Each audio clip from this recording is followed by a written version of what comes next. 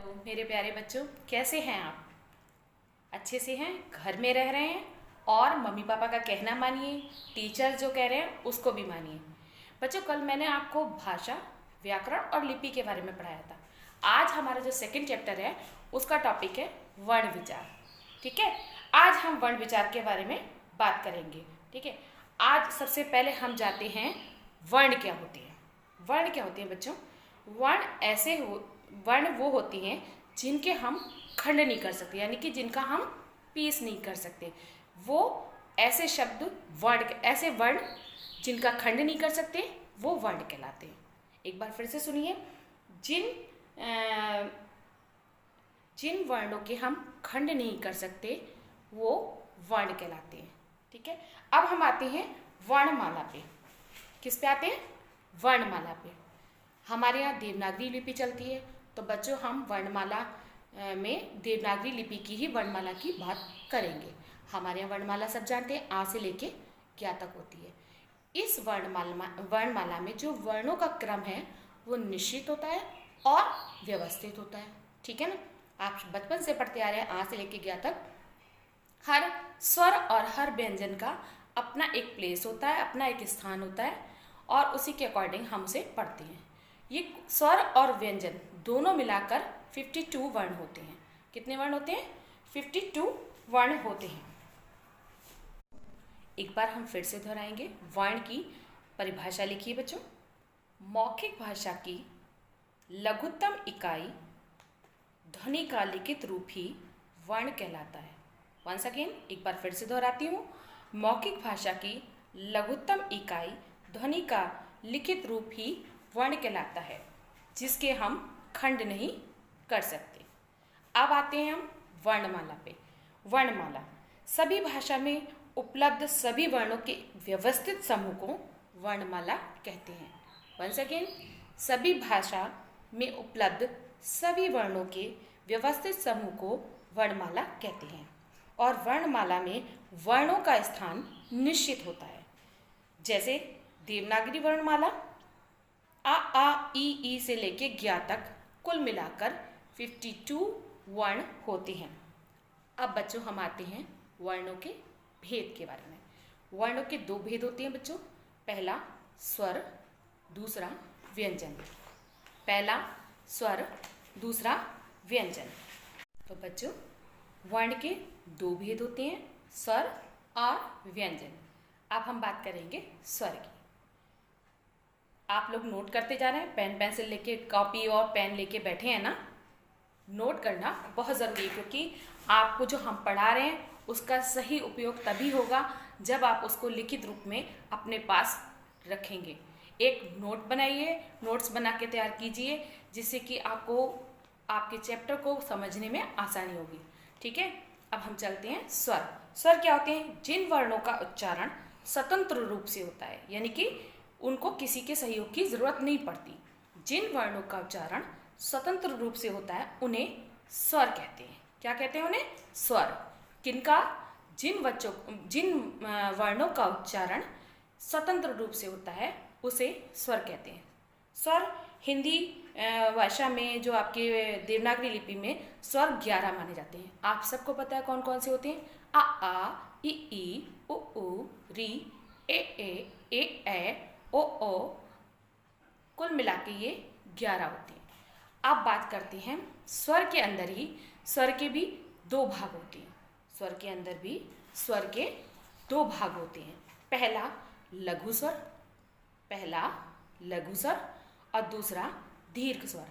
तो सबसे पहले बच्चों हम स्वर के भेद के बारे में एक बार फिर से बोल रही हूँ मैं। स्वर के भी दो भेद होते हैं। अभी मैंने वर्ण के दो भेद बताए थे आपको, स्वर और व्यंजन। और स्वर के भी दो भेद होते हैं, लघु स्वर, दीर्घ स्वर। लघु स्वर वो होते हैं जिनके उच्चारण में हमें बहुत कम समय लगता है। लघु स्वर वो होते हैं जिनके उच्चारण में हमें बहुत कम समय लगता है। ये कौन कौन से होते हैं? अ ई उ री। ये कुल मिलाकर 4 होते हैं। कितने होते हैं ये? कुल मिलाकर 4 होते हैं। कौन कौन से? अ ई उ री। अब आते हैं हम दीर्घ स्वर। दीर्घ स्वर, इनके उच्चारण में हमें लघु स्वर की अपेक्षा दुगना समय लगता है।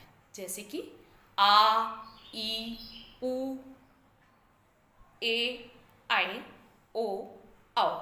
ये कुल मिला के बच्चों इनकी संख्या 7 होती है। कितनी होती है? 7 होती है। तो अभी हमने क्या बताया आपको? वर्ण की डेफिनेशन लिखवाई आपको। उसके बाद बताया कि वर्ण के 2 भेद होते हैं, स्वर और व्यंजन। फिर हमने बताया स्वर के भी 2 भेद होते हैं, लघु स्वर और दीर्घ स्वर। लघु स्वर 4 होते हैं और दीर्घ स्वर 7 होते हैं। अब आते हैं बच्चों व्यंजन। अब हम बात करेंगे व्यंजन की। व्यंजन में क्या होता है बच्चों? जिन वर्णों का उच्चारण स्वर की सहायता से होता है, ध्यान रखिए, जिन वर्णों का उच्चारण स्वर की सहायता से होता है उन्हें हम व्यंजन कहते हैं। कहने का तात्पर्य यह है बच्चों कि हम व्यंजन को अकेले नहीं बोल सकते। बिना स्वर की सहायता से हम व्यंजन को एक हमारा जो एक अर्थ निकल के आता है वो बिना अर्थ के, अब हम केवल बोल दे का कोई मतलब नहीं। अगर का पे आ की मात्रा लग गई, का, की, के, ठीक है ना, एक प्रॉपर शब्द बन के तैयार होगा स्वर की सहायता से, तभी हम जो है व्यंजनों का उच्चारण कर सकते हैं। अब आते हैं हम व्यंजन। व्यंजन के भी बच्चों 3 भेद होते हैं। व्यंजन के भी 3 भेद होते हैं। पहला स्पर्श व्यंजन। नोट करते जाइए, बता रहे हैं हम कि आप सबको इसको नोट करना है। व्यंजन के 3 भेद होते हैं। पहला स्पर्श व्यंजन। स्पर्श व्यंजन क्या होता है बच्चों? देखिए, जिन व्यंजनों के उच्चारण में कंठ से लेकर ओष्ठ तक कहीं ना कहीं स्पर्श की क्रिया घटित हो, उन्हें स्पर्श व्यंजन कहते हैं। वंस अगेन, एक बार मैं फिर से बता रही हूँ, जिन व्यंजनों के उच्चारण में कंठ से लेकर ओष्ठ तक कहीं ना कहीं स्पर्श की क्रिया घटित हो, स्पर्श व्यंजन कहलाते हैं। स्पर्श व्यंजन बच्चों कुल मिलाकर 27 यानी 27 होते हैं। इसमें आता है सबसे पहले का वर्ग, जिसका उच्चारण हम कंठ के माध्यम से करते हैं। का वर्ग समझ रहे हैं? का, खा, गा, घा, अड़ा। का, खा, गा, घा, ड़ा। इसको हम इसका उच्चारण हम कैसे कर रहे हैं? कंठ के द्वारा कर रहे हैं।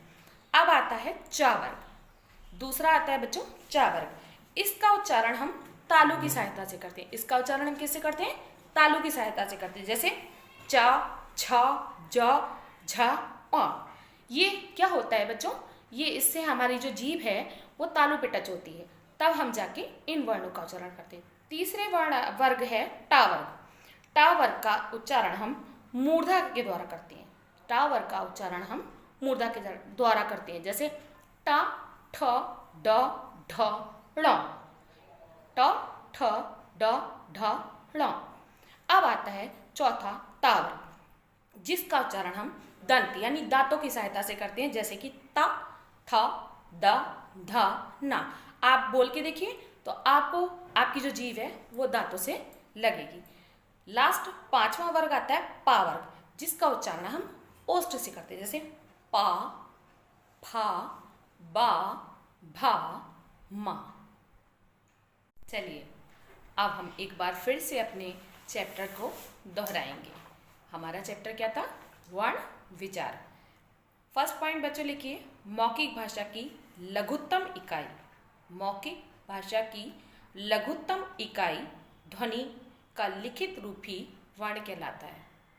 एक बार फिर से बोलती हूँ, मौखिक भाषा की लघुत्तम इकाई ध्वनि का लिखित रूप ही वर्ण कहलाता है।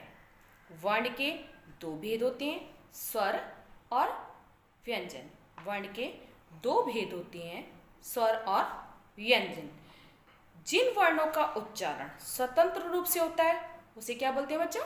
स्वर। जिन वर्णों का उच्चारण स्वतंत्र रूप से होता है उसे स्वर बोलते हैं, और जिन वर्णों के उच्चारण में हमें स्वर की सहायता लेनी पड़ती है उसे व्यंजन कहते हैं। चलिए वीडियो के अंत में अब आपके लिए थोड़ा सा होमवर्क है जो आप लोगों को करना है, और ये आप अपनी हिंदी नोटबुक में डन करेंगे। ओके, पहला क्वेश्चन लिखिए, वर्ण किसे कहते हैं? फर्स्ट क्वेश्चन, वर्ण किसे कहते हैं?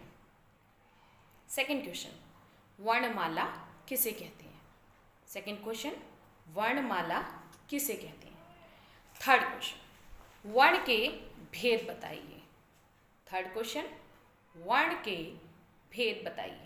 फोर्थ क्वेश्चन, स्वर और व्यंजन में अंतर बताइए। स्वर और व्यंजन में अंतर बताइए। लिख लिया? अब लास्ट क्वेश्चन है, कोई 4 कंठ वर्ण लिखिए। कोई 4 कंठ वर्ण लिखिए। मैंने भी आपको बताया था कंठ वर्ण कौन से होते हैं, का, खा, ग, घ, ण। कंठ वर्ण लिखने हैं आपको। ओके बच्चों, नाउ हम फिर कल फिर मिलेंगे, लेकिन तब तक के लिए आपको अपने दोनों चैप्टर्स को रिवाइज करना है, अच्छे से पढ़ना है, नोट्स बनाने हैं और घर में रहिए, सुरक्षित रहिए।